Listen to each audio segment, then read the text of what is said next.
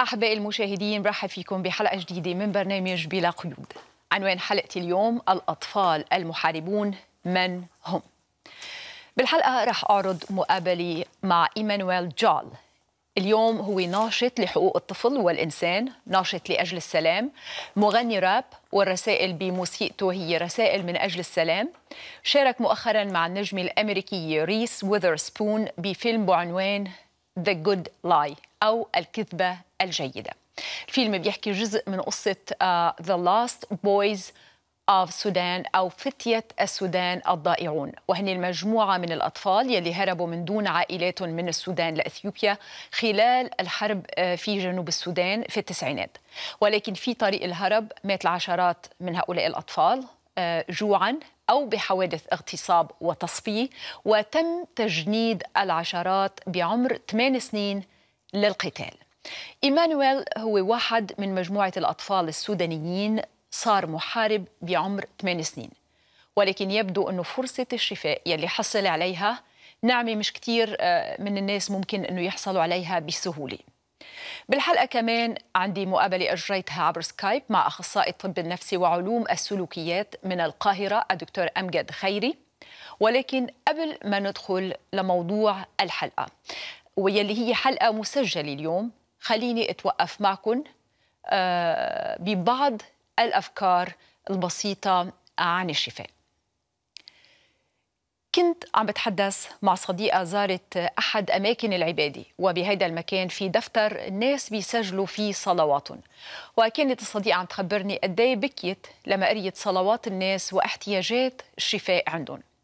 وتخيلت أنا بهيدي اللحظة لو قضينا نهار واحد مع الرب وسمح لنا أنه نسمع كل طلبات الشفاء يلي بترفع قدامه، قد ايه في دموع شعور بالذنب، دموع مرارة، دموع الرجاء، دموع يأس، ودموع خوف، وقد ايه كل هالدموع منتظرة ايد الله انه تمتد لحتى تمسحها. إذا كنت عم تتابع معي اليوم أو عم تتابعي ومحتاج أو محتاجة لشفاء لحياتكم، الله قادر إنه يشفيك. الله كل يوم بيصنع شفاء بحياة الناس، كل يوم حياة الناس عم تتغير، وكل يوم الناس عندهم شهادات قد ايه عمل الله عظيم بحياتهم، لكن ما في ولا حالة شفاء صارت من دون خيار وإصرار من المريض على الشفاء. الرب يسوع كان دايما يسأل كل شخص طالب شفاء: ماذا تريدني أن أصنع بك؟ وهيدا تأكيد لكل واحد منا أنه الشفاء خيار وما بيحصل تلقائيا وعفويا حتى أمام الله. هل أنت مستعد تاخذ خيار الشفاء اليوم؟ الله قادر أنه يصنع المعجزات في كل حين، لأنه طبيعته ما بتتغير. الله قادر وكلي القدرة، ما في شيء مستحيل عنده. الله محبة، ومحبته ما بتوقف على صلاحنا واستحقاقنا، أو إذا كان معنا ندفع التأمين لدخول المستشفى الإلهي. العناية الإلهية مجانية لكل الناس المحتاجين، ولكن بمعظم الأحيان الله ما بيختار المعجزة حتى يشفينا. المعجزة بتوقف الألم بسرعة، ومعظم الناس بينسوا المعجزات بسرعة.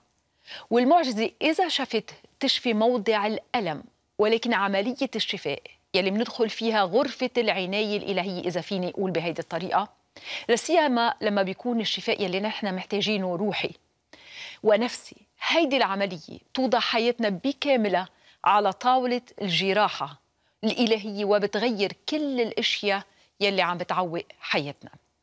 يلي بيصير نحن منحاول نتجاهل الألم، وبالوقت نفسه منحاول إنه نعيش حياة طبيعية وحلوة، وبدنا نشوف العالم من حولنا كله حلو، لكن ما بنعرف قد ايه العالم كله بيصير جيد لما حالتنا من جوا بتصير جيدة، قد ايه العالم كله تتغير صورته لما حالتنا من جوا بتتغير. العظم المكسور لازم ينمى حتى يشفى، والخلايا السرطانية لازم تموت حتى تشفى، أو حتى نحن نشفى. ببساطة ما في شفاء من دون تغيير بالأنسجة، تغيير بأنسجة الحياة كلها. ما في شفاء من دون تغيير بنسيج حياتنا. شو هو أول خيار أو خطوة لازم أخذها حتى تبدأ عملية الشفاء بحياتي؟ وأنا قلت هيدي أفكار سريعة ومش دراسة موسعة. بسفر الأخبار الثاني الإصحاح 7 والعدد 14 بتقول الآية: فإذا تواضع شعبي الذين دعي اسمي عليهم وصلوا وطلبوا وجهي ورجعوا عن طرقهم الردية فإنني أسمع من السماء وأغفر خطيتهم وأبرئ أرضهم. نحن عايشين بوقت بيعلمنا إنه كل إنسان هو إله نفسه. منحاول نشفي أنفسنا، ما بنقدر. بنعرف إنه يلي عم نعمله غلط، لكن ما بنقدر نوقف الغلط. كم مرة قلت لحالك هيدي آخر مرة رح أعمل هيدي الشغلة بهيدي الطريقة، ورجعت عملتها هي ذاتها، مع إنك عارف إنه ما رح تسبب لك إلا المزيد من الدمار بحياتك. يعني أنت مش قادر تغير نفسك، وأنت مش قادرة تشفي نفسك. أول خطوة هي التواضع قدام الله. إذا تواضع شعبي، طوبى للودعاء لأنهم يعاينون الله. سعداء هن الأشخاص المتواضعين يلي بيعرفوا أنه ما فيهم يغيروا شيء بحياتهم من دون قوة الله. الاعتراف بمشكلتي والاعتراف أنه أنا محتاج لمساعدة، يعني أنا ما عاد بدي خبي الألم، ما عاد بدي ألبس قناع، ما عاد بدي سيطر على كل شيء، على كل الناس يلي حولي، ما عاد بدي خدر الألم بعادات بتجيب أذى كبير لحياتي. الاستسلام أنه أنا ما في غير شيء وحدي هو اعتراف بالواقع. أنا ضعيف، أنا محتاج إلى مساعدة، أنا عندي مشكلة. كل شفاء بيتطلب موت. اسأل نفسك شو هي الأشياء يلي لازم تموت بحياتك حتى أنت تشفى؟ الكبرياء، القسوة، الكره، الكذب، التلاعب بعواطف الناس. والشفاء ما بيتم من دون نمو روحي. النمو الروحي بحياتنا ما بيجي إلا إذا في عطش وجوع للبر والصلاح، للحق، للشيء الصحيح. النمو الروحي ما بيجي بس لأنه أنا موجوع ومحتاج أتخلص من الألم وجاي لعند الرب: يا رب شيل هيدا الألم من حياتي. طوبى للجياع والعطاش إلى البر لأنهم يشبعون. المسيح بموعظته على الجبل، إنجيل متى والإصحاح 5 يلي تعتبر موعظة سلوك المؤمن، علمنا طوبى للجياع والعطاش إلى البر لأنهم يشبعون. كلنا جوعانين وعطشانين، ولكن جوعانين وعطشانين للشفاء وللراحة ولحياة ما فيها ألم. بس ما كم واحد منا بده شفاء فعلا لأنه هو جائع وعطشان للبر، أي لعمل الأشياء فقط بحسب الحق وبحسب الحق الإلهي. كم واحد مستعد حتى هو يشفى إنه الله يبارك الشخص يلي أنت بتكرهه؟ بكل مشكلة وبكل ألم في طرفين: أنا والله، أنا وزوجتي، أنا وصديقتي، أنا وطريقة تعاملي مع المال، أنا وطريقة تعاملي مع الشهوة. لما بدي الله يصنع شفاء لازم اسمح له يمد إيده، مش بس باتجاهي أنا ولكن باتجاه الطرف الآخر، أيا كان الطرف الآخر من المشكلة. يعني ما فيني أطلب بركة وسلام وحب بحياتي لكن بالمقابل ما بدي لا بركة ولا سلام ولا فرح للشخص الآخر يلي عندي مشكلة معه. ما في أشفى من دون ما الله يعيد تعريف الحب بحياتي ويعيد تشكيل مفهوم الغفران ومفهوم السلام. لما نصير نحب الأشياء بحسب قلب الله، الراحة النفسية إلي وللشخص الآخر، البركة إلي ولزوجي يلي طلقني، الخير إلي ولجارتي يلي دايما بتحكي علي. يلي عم يصير هون مش بس إنه أنا عم بطلب شفاء من ألمي، ولكن عم بسمح لله إنه يعيد تشكيل قلبي بحسب فكر الله. نحن بنتعامل مع شؤون حياتنا دايما بشكل مؤقت وعابر. حتى الألم نتعامل معه كأنه شيء مؤقت وعابر وبدنا بس نشيله بسرعة. الله بيتعامل معنا إنه نحن ولاده الأبديين، ما بيشفينا بشكل مؤقت وما بيغيرنا بشكل بالوقت الحاضر بس ولا الحاضر، ولكن بيشفينا وبيغيرنا إلى الأبد. نحن بنتعامل مع آلامنا المؤقتة بشكل مؤقت، وهو بيتعامل مع شخصيتنا الأبدية، بشكلنا أشخاص أبديين. إذا بسمح لي الله أنه يتعامل مع كل الماضي، مع كل الحاضر، ومع كل الأشخاص يلي بحياتي بحسب مشيئته هو تلقائيا، إذا أنا ما عندي اعتراض أنه كل الخير يلي بيجي من الله لحياتي، كل الشفاء، كل البركة، مثل ما تنسكب بالطريقة نفسي على حياتي أنا، تنسكب على حياة الأشخاص التانيين. وإذا أنا ما بعود بسمح للشيطان أنه يستخدم أفكاري ومشاعري ضد هودي الأشخاص، رح أختبر تغيير بالمواقف، تغيير بالمعاملة، تغيير بسلوكي أنا وتغيير بسلوك الآخرين معي. وكل ما تحررت بمنطقة بيصير عندي جوع أكبر للحرية الكاملة. ولكن الحرية النفسية ما بتبدأ إلا من الجوع لكل شيء صحيح، لكل شيء صالح، لكل شيء حقيقي، لأنه الحقيقة دايما فيها حرية. خليني أرجع لموضوع حلقة اليوم، الأطفال المحاربون. كلنا تابعنا عبر شاشات التلفزيون وعبر الفيديوهات يلي ترفع على يوتيوب الأعمال المروعة يلي قام فيها عناصر الدولة الإسلامية، المذابح الجماعية، سبي نساء، اغتصاب، مجازر بحق الأطفال، مشاهد خلتنا كلنا نخاف من وحشية الإنسان لما بيوقف العقل وبيموت الضمير. ولكن بالنسبة لي أنا شخصياً أبشع المشاهد يلي شفتها هي استخدام الأطفال بأعمال التصفيات والقتل المباشر. طفل يلي بيتعلم أنه يحمل مسدس ويطلق النار مباشرة على رأس رجل مقيد أمامه على بعد متر أو مترين، ثم يصرخ صرخات النصر والابتهاج. هيدا الطفل أي رجل رح يكون بالمستقبل؟ أي إنسان رح يكون هيدا الطفل بالمجتمع؟ هل كرب أسرة رح يقدر يتعامل مع زوجته وأطفاله من دون عنف؟ هل رح يقدر يحس مع ألم أي إنسان آخر مين ما كان؟ هل للمحبة عنده أي مفهوم؟ هل هيدا الطفل رح يفهم شو معنات المحبة؟ هل هيدا الطفل رح يرجع يقدر يشكل قيمة لحياة الإنسان؟ شو قيمة حياة أي إنسان؟ شو قيمة حياة أي شخص قباله؟ بالتالي مين رح يتحمل نتائج ثقافة الاغتيالات والإجرام والعنف يلي عم تزرع بعقول الأطفال والسيما الأطفال المسلمين وضمائرهم؟ كيف رح يكون العلاج؟ هل رح يكون في فرصة للعلاج؟ هذه الأسئلة أنا بعتقد بيتحمل مسؤوليتها المسلمون كلهم بالدرجة الأولى، ونصوص العنف يلي بتعلم الكبار ثقافة ذبح الآخر باسم الله، ثم تمرر هذه الثقافة الدموية إلى الأطفال، إذا ما كان عن طريق الرصاصة المباشرة في الرأس، عن طريق السلوك العدائي المكبوت في النفس تجاه كل من يختلف معهم في العقيدة والرأي. حلقة اليوم هي عبارة عن جزئين. الجزء الأول هو مقابلة أجريتها مع ايمانويل ناشط في المحافل الدولية من أجل قضايا الأطفال والسلام، بينما هو نفسه كان طفل محارب. لماذا يتحول الطفل إلى محارب؟ كيف بيتم استغلاله؟ شو هي مشاعره وأحاسيسه؟ وكيف ممكن تتوفر فرص الشفاء؟ خلينا نشوف سوا المقابلة مع ايمانويل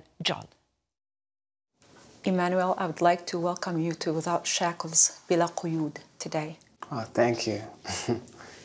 Emmanuel, probably most of the world know you as a rapper, humanitarian, activist, actor, but probably not everyone knows that you were one of the 10,000 children of Sudan who fought in the war as soldiers, child soldiers in the 90s. Why would a child choose to be a soldier? Did you choose to be a soldier? Well, it depends. For my situation is, when the Civil War happened, I experienced the war. So the war reached the core of my family. And so I've seen the soul of my village being robbed by the war. So all my aunties died during the war. My mom too was claimed by the war. And my uncles too died during the war. And then except two. So if you look at the situation where you've lost everything as a child, you don't understand what is going on, because I used to hear that one day the world would end. And I didn't know how the world is going to end. So when I heard those big bombs dropping, and I thought, this is it, the world is ending. So everybody's running different direction. And then later, when we're told that there's a specific enemy that is destroying us, as a child, you don't think twice. You want to be part of it, because there are no schools, there's no opportunities. And I decided that I want to be a soldier. How old were you? I was trained when I was 8. That's when I got trained to be a child soldier. You were trained when you were 8 Yes. years old. Yeah. Trained to do what? To become a soldier. So if you look at it, there are many reasons that makes people want to fight. And also the people who are in power can manipulate things along that line for their own interests. You mean you had the gun as you were 8 years old? When I was trained as 8 years, I had a gun. But I didn't actively go to the battle immediately. Because what they used to do, they make sure you're like 11 or 12 and you have muscles to be able to do. So I participated in a couple of battles until the last heavy ones when I was 11 to 12, yeah. So when they were training you, did they tell you as a child that you might get killed or you might be killing other people? And what did you think about it? The thing is, we hear about death, but we don't know you only die once. We didn't have big dreams like adults, you see. And then when you see the AK-47 itself, it has a rhythm. It's musical. The sounds in the battlefield, they have a rhythm. So just, maybe I would want to add, violence in itself, a lot of people don't know. It's fun when you're introduced to it. You know, when you actually, as a child or a young man, you know? Mm. So when that arousement comes, the adrenaline at that moment responds. The only sad bit is when you lose people of your own, when the music stops. Now when you see the dead bodies on the floor, when you see blood flowing, you see unimaginable injuries that people are having, you see people yawning, or when somebody's injured. Everybody wants to go to war. You don't want to get injured. Some people would rather prepare they die or getting their leg chopped off. That's my prayer. I used to say, God, if I am going for this, I don't want to get injured. I want to come out clean. And imagine making a choice where you want to be shot. That's what I was as a child. I want to be shot where there's meat, not in my bones. So now I used to make funny prayers. You either take my whole body, I don't want a broken leg, I don't want to be shot in my eye, I don't want to be shot in my mouth.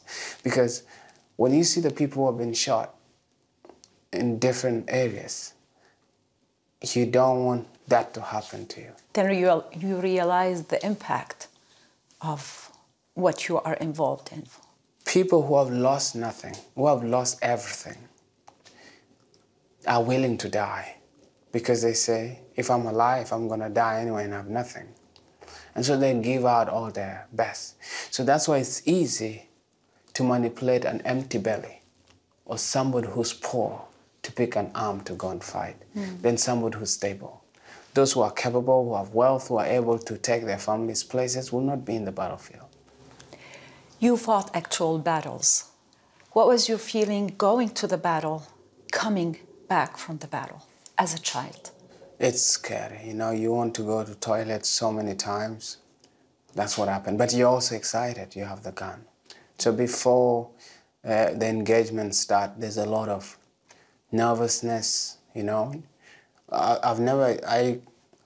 The only experience something like that is almost when I'm going to a stage and there's a huge crowd. You want to go to the toilet all of the time, almost every time. You want to swallow saliva.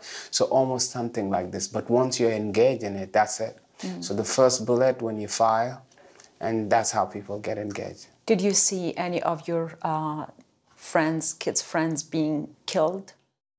I would say I've seen people who are close to us, comrades, maybe not very close friends, but as soldiers we are taught to be brother skipper, you know?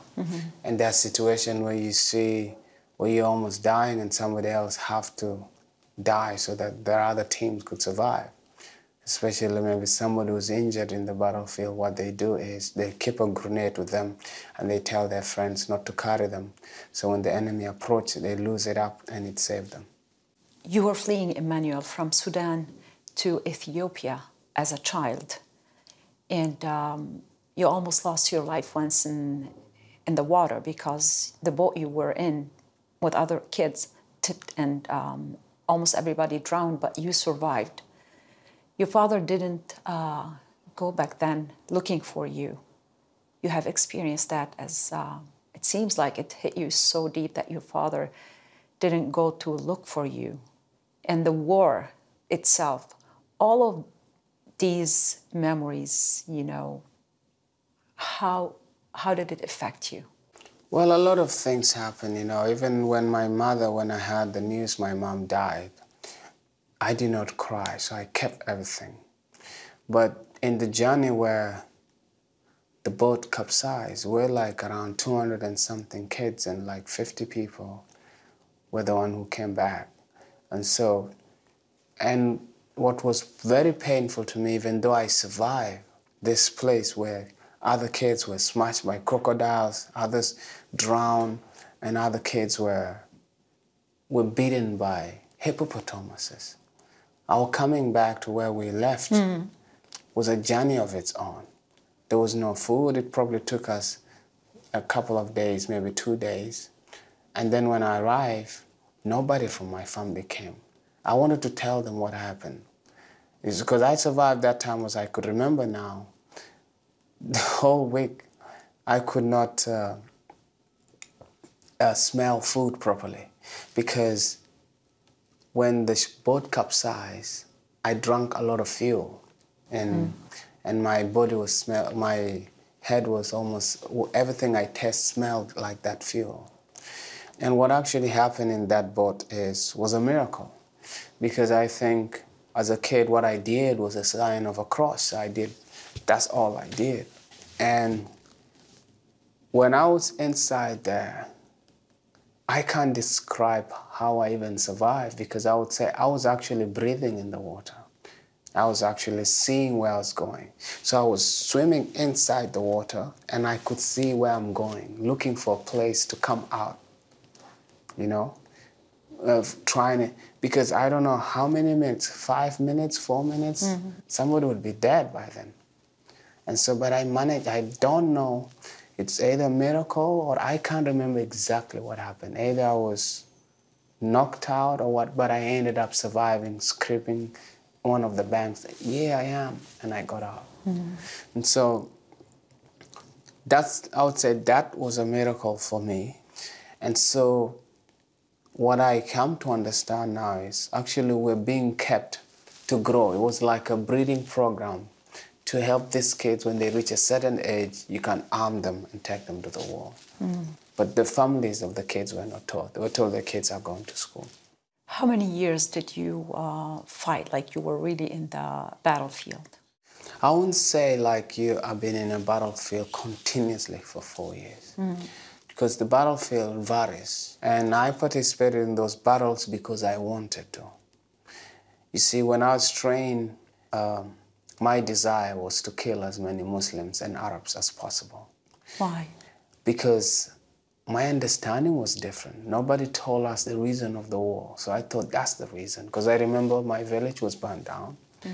And it was burned down by people from Sudan government.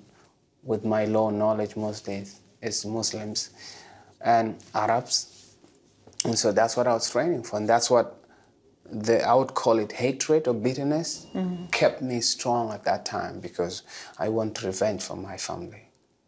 And I forgot that I'm a child. Can you recognize these feelings as a child, hatred and bitterness? I cannot recognize. Now I'll put a name to them. I do not know what those names are. But you say, imagine if you see a child that's been told, those are the people who kill your parents. How is that child going to respond? A group of children decided to flee the battlefield or just leave the war and go back to Sudan, from Ethiopia to Sudan. And you were among them. That journey, it seems like, had a great impact on you. Tell me a little bit about it. The journey that started in a place called Juba, where between 200 to 400 young people mixed with adults. But the reason of the journey was the movement that we're fighting for lost vision. And so, I mean, we just said, okay, fine, let's go and die in our villages, because if we're here and we're getting killed when we're fighting. And that's what made the battle become really sore. On that journey, you guys ran out of food. Yeah. And it was a very tough journey for a child to withstand. And I heard you saying something when I watched the documentary that was done about your life. And I heard something that I almost couldn't believe, that as human beings, we can get to that point of desperation. When you said you were so hungry to the point like your comrade smelled so good to be eaten. Did you really think of that? Well, I could describe it this way. We were depending on, in the end of the journey, we were between 200 to 400 people. Only 16 people survived in that journey. And at the moment, I can remember maybe 5 or 6 who are alive. The rest are gone. And so what happened is we ran out of food, so we applied basic soldier skill. Those who died, the vultures come and eat them, so we shoot vultures and eat them. If we find snails or frogs or anything we could find, we eat. And so my friend was dying, and I told him, I'm going to eat you tomorrow. So it took me, my mind was at a war with itself. Part tell me eat, some part tell me no. And that time, my friend just died. So, and I remembered I prayed to my mother's God, and I said, God, if you're there, give me something to eat. And if I survive this part of my journey, I'm going to testify and give the story to you. And so, and I waited the whole night. When I was about to lose hope, like 11 a.m., a crow came. This crow, as I could remember, was a black crow. I ate everything. And a black crow in my culture sometimes is taken as a bad luck thing or something. But this time it was a good luck for me because I ate everything from the feathers to intestine to the clothes. And so then that's the part that I could remember. This is the lowest point I could ever think of I've ever been as a human being, to a point where your senses pushes you to want to eat your fellow human being. Eimánóil, you've been through a lot. Even when you were adopted by Emma McKeown, as I remember, then you were all thrown back to the slums. But it seems like hardship never broke you. It seems like you're unbreakable. Why do you think is that? I wouldn't say I'm unbreakable, but what I'll say is one thing I wanted to achieve is I wanted to make a difference in my village. I remember what happened. I remember the suffering. Then I say, if I'm alive, I want to do something about it. That was one thing in my mind. The second thing was prayer, you know? So prayer gives me hope to want to see tomorrow. Let me interrupt you here for a second. When you were talking, you said, the God of my mother. Did you ever make the God of your mother your God?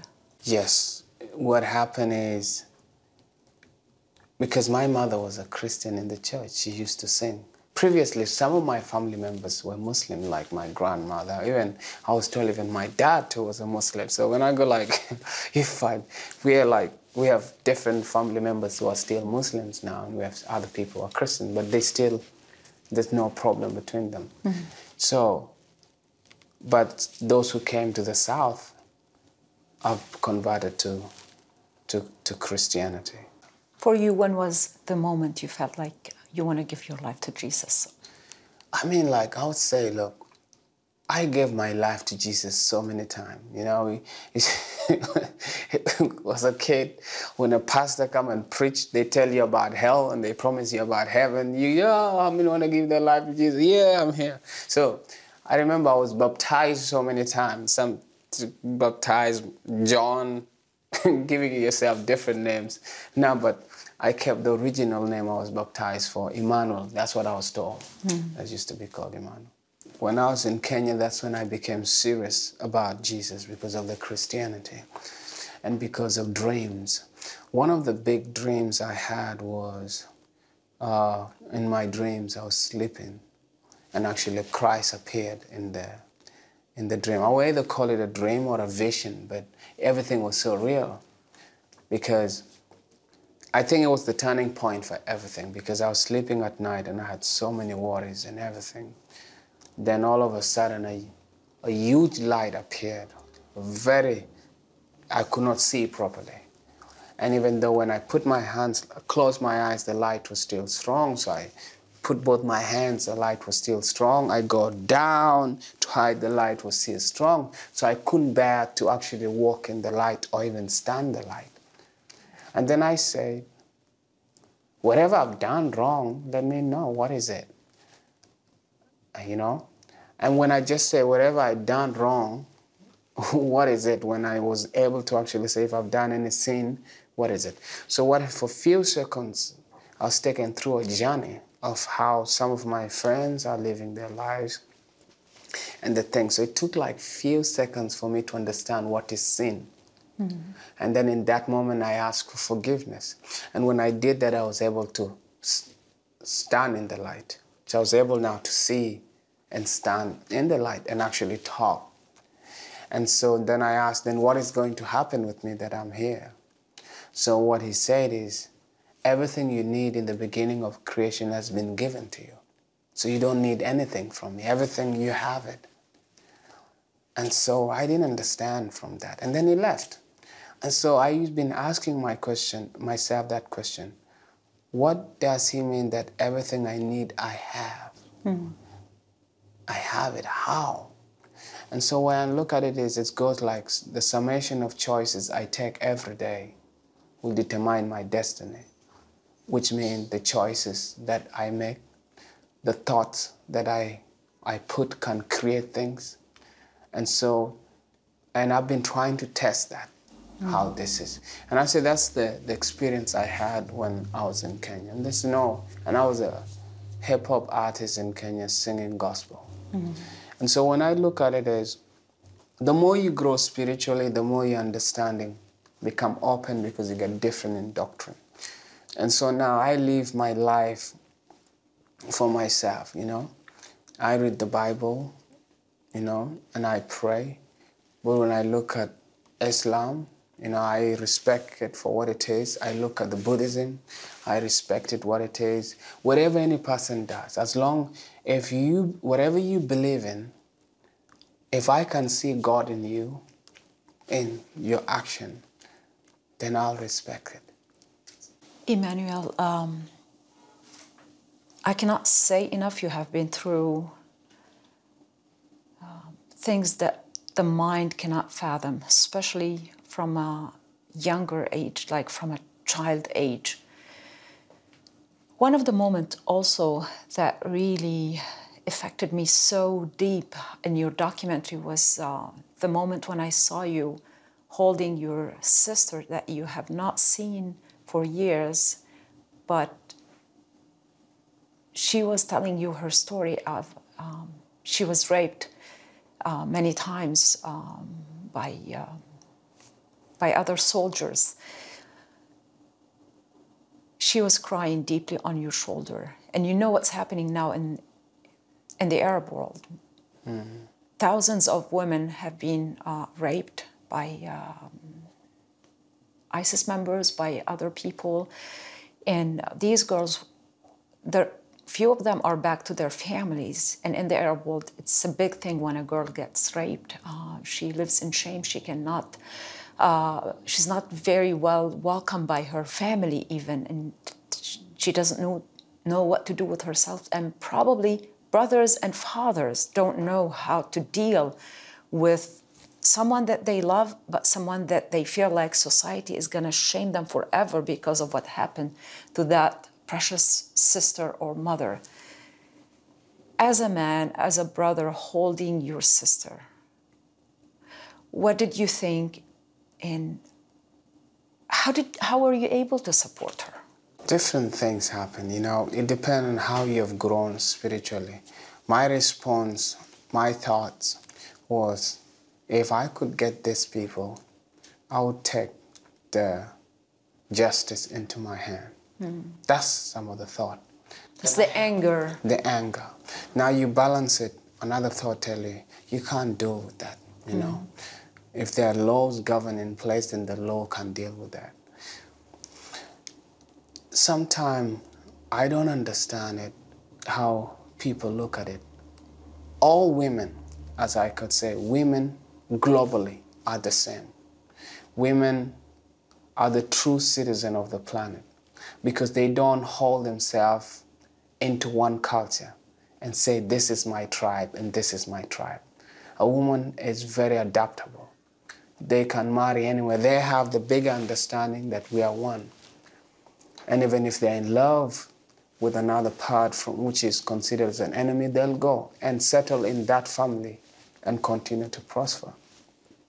So in the middle of the politics, what actually forced them to take sides is the men.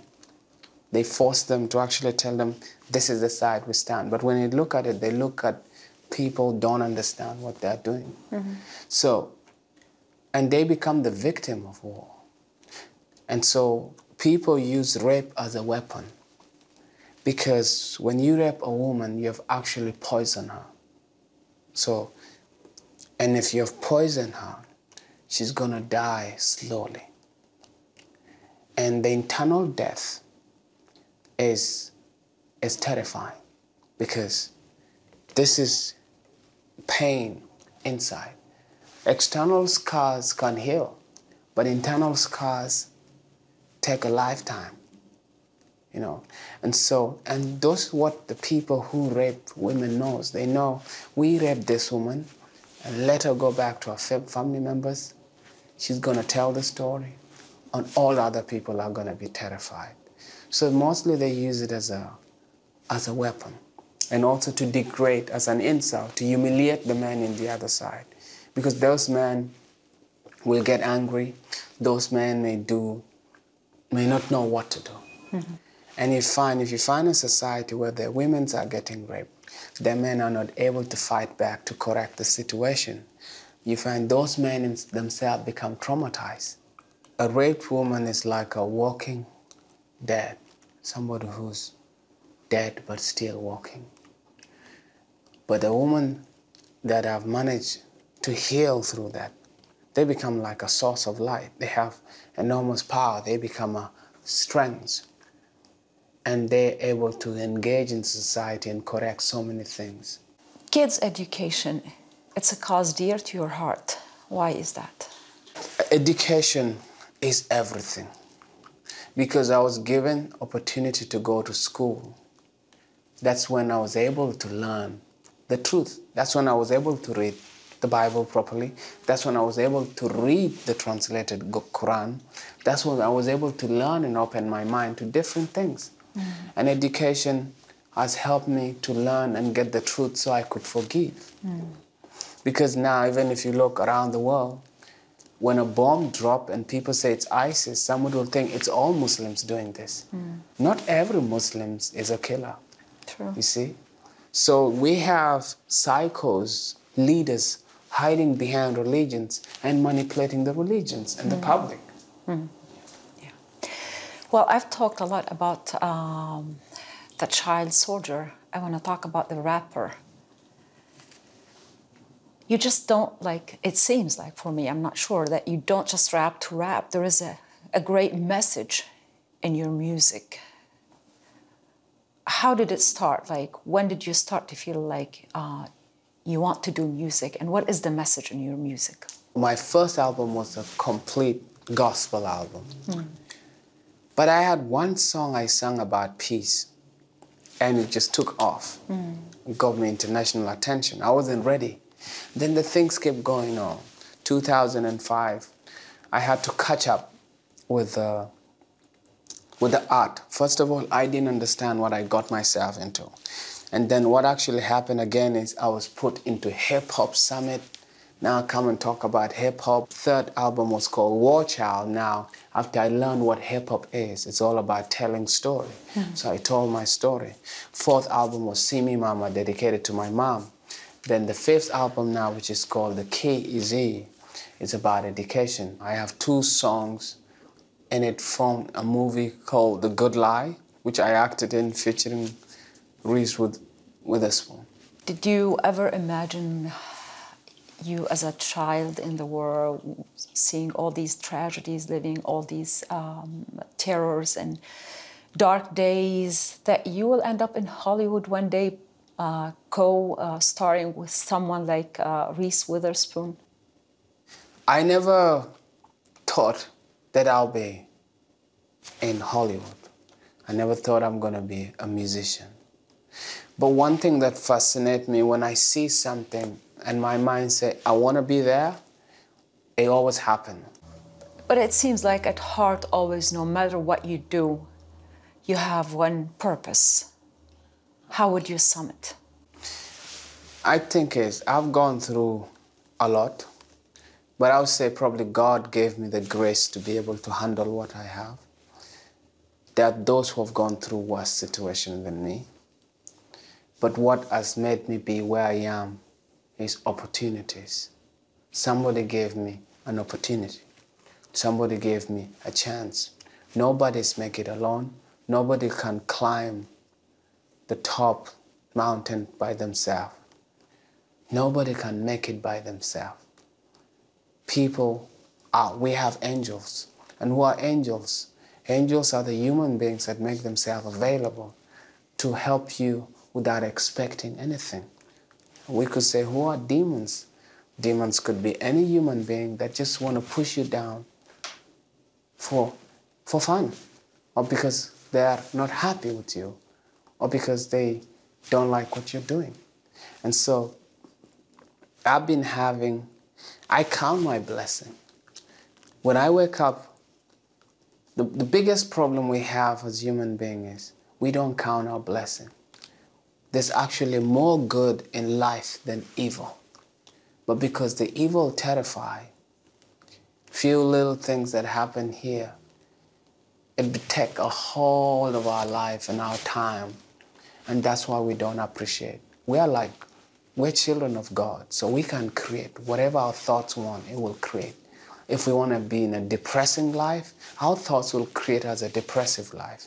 If we want to be in a happy life, then our mind is powerful to create for us a happy life.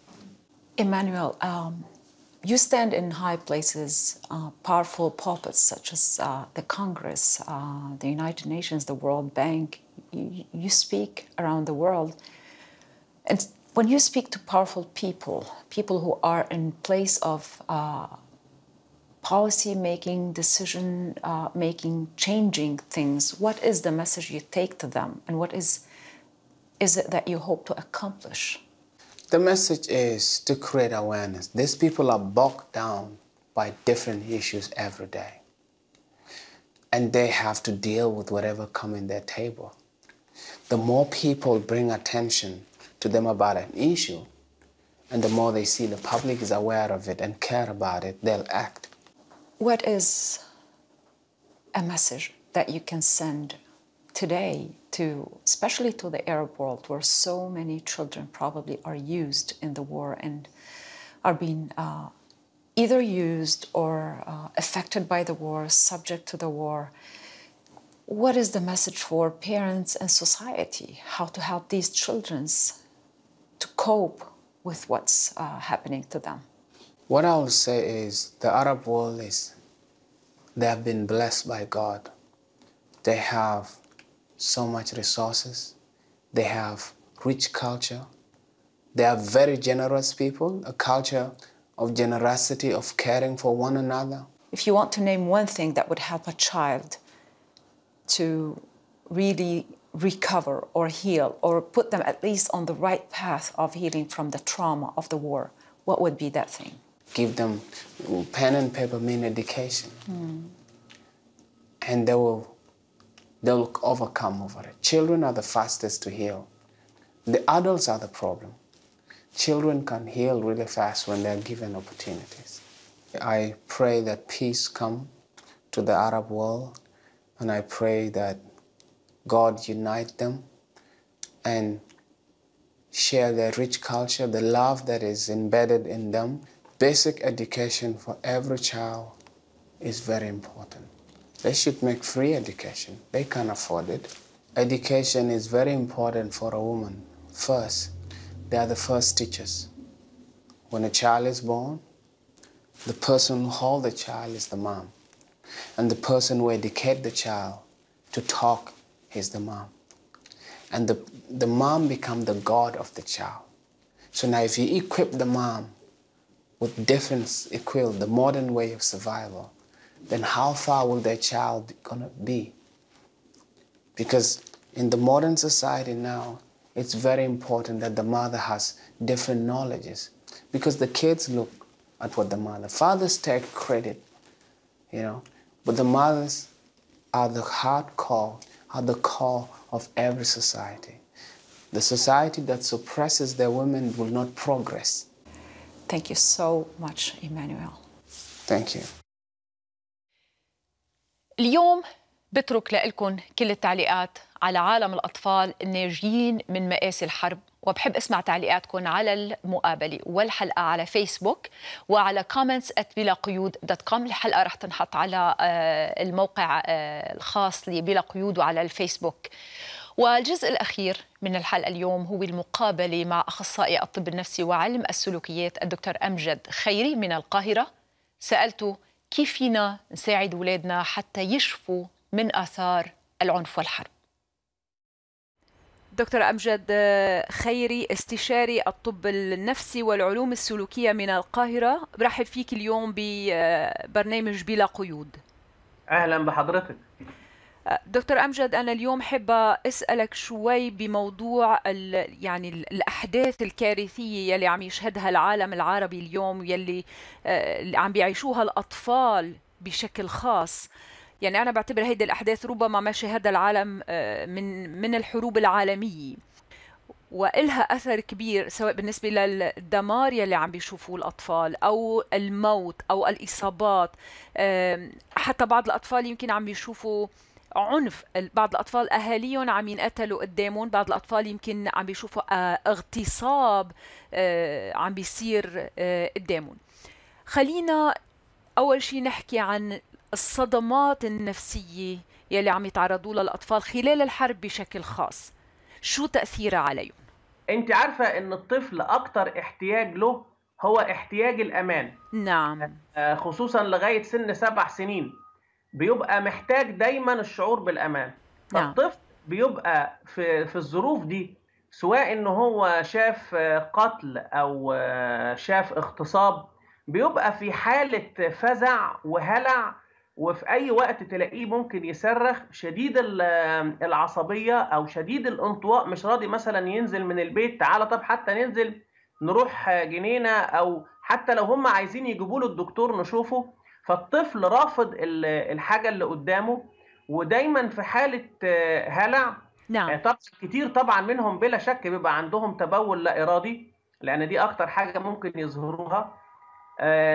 إنما هو دايما مرعوب من اللي شافه. خليني أحطها بكلمات بسيطة مثل ما فهمت منك، إنه الصدمة العاطفية أو النفسية هي أي تجربة بتحطم الشعور بالأمان عند الطفل وبتتركه مع شعور إنه هو عاجز ومعرض للخطر في عالم صغير خطير. يعني مش بس عاجز أو بيشعر بالخطر، واحد في حالة هلع، يعني واحد مرعوب. انت عارفة الطفل اللي تلاقيه لازق نفسه في الحيطة او مكعبش نفسه كده،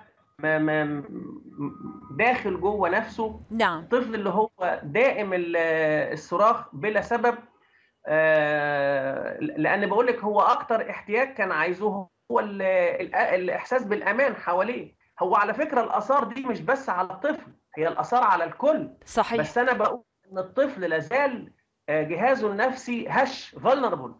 نعم. لازال هو اصلا الطفل، طبيعه الطفل ان هو عنده سنه عدم شعور بالامان، ما بيشعرش بالامان غير جنب ماما او بابا. نعم. يعني الطفل مثلا لو خدتي بالك من ساعه ما يتولد لغايه سن 2 ما ينفعش ان مامته تغيب عنه، لو غابت يفضل يعيط ويصرخ.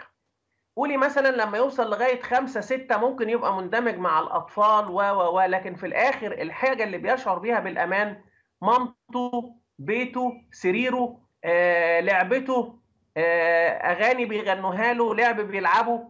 انت فجأة في هذا الجو بتروحي منزله عليه قنابل واصوات وحاجات من هذا القبيل، وهو فجأة بيلاقي نفسه بقى في الشارع. فالولد بيبقى مرعوب. على المدى البعيد احنا عندنا مرض اسمه كرب ما بعد الصدمة، يعني بوست تروماتيك ستريس ديس اوردر.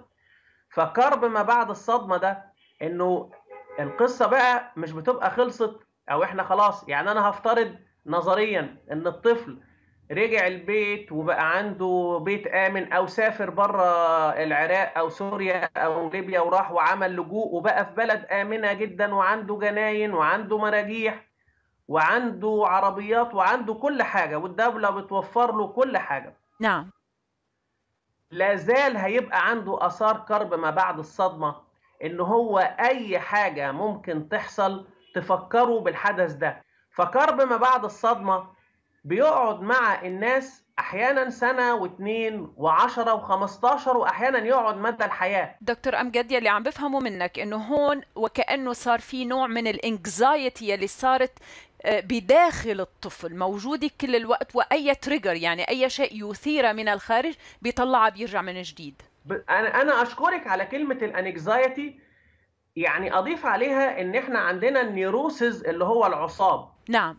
العصاب بيشمل الانكزايتي اللي حضرتك قلتيها، نعم. والاكتئاب، نعم. والتوتر، والهلع، واخره هو كرب ما بعد الصدمه. نعم. يعني العصاب اعلى درجه فيه هي كرب ما بعد الصدمه.